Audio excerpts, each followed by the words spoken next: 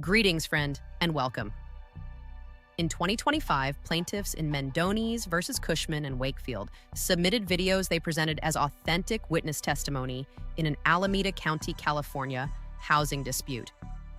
Judge Victoria Kolakowski became suspicious because the witness barely moved, her expressions appeared to loop, and the footage contained strange cuts. The court concluded that the audio and video had been generated using AI and did not show the real person giving the claimed testimony. Another exhibit contained genuine footage of the same witness. When Judge Kolakowski compared them, the differences extended beyond the face. The accent, cadence, volume, pauses, gestures, word choice, and facial expressions were different. The fake only bore what the court described as a passing resemblance to the actual person. The videos were not the only suspicious exhibits. The judge found multiple AI-generated or altered videos and images supporting the plaintiff's motion. In September 2025, she imposed a terminating sanction, struck the complaint, and dismissed the case with prejudice. The court decided that lesser penalties were not enough after fabricated evidence had been inserted directly into the judicial process. The National Center for State Courts examined the case in 2026 and described the Mendones video as primitive compared with current AI. The organization demonstrated how inexpensive consumer tools could create a substantially more convincing version in moments.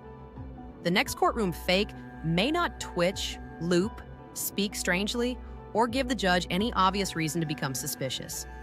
The same report described a Florida woman who spent 2 days in jail after her former boyfriend allegedly fabricated AI-generated text messages suggesting she violated a protective order. Prosecutors eventually dropped the charges, but only after months of legal proceedings. Once everyone knows videos, photos, audio, and messages can be fabricated, genuine evidence becomes easier to deny. Federal evidence rule drafters call this the liar's dividend. A person can argue that authentic material might be fake simply because convincing fakes now exist. An already taxed justice system therefore has to solve two problems at once: preventing synthetic evidence from being believed and preventing real evidence from being dismissed as synthetic.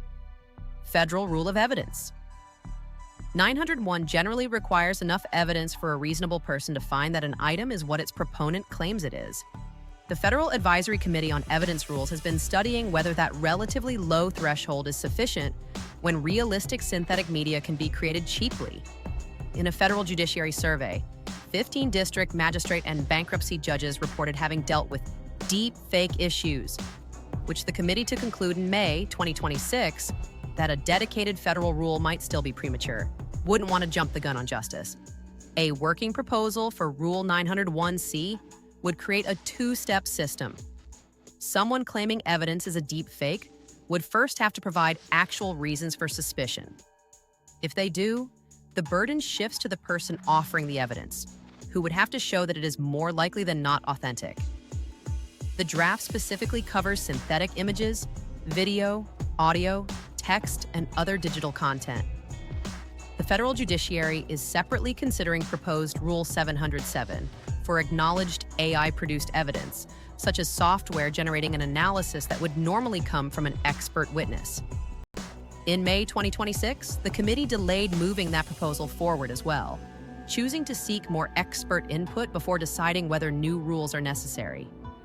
For centuries, courts have survived forged signatures, altered photographs, lying witnesses, and fabricated documents. AI changes everything. A person no longer needs to convince a witness to lie when one can be manufactured. And once synthetic evidence becomes convincing enough, even authentic recordings begin losing some of their power. Now a video can show something that never happened, a voice can say words that were never spoken, and a real recording can be dismissed as AI. When seeing and hearing are no longer enough to prove that something happened, what does a court accept as reality? This is Micah Sai, and you're watching the Singularity Hub. Subscribe.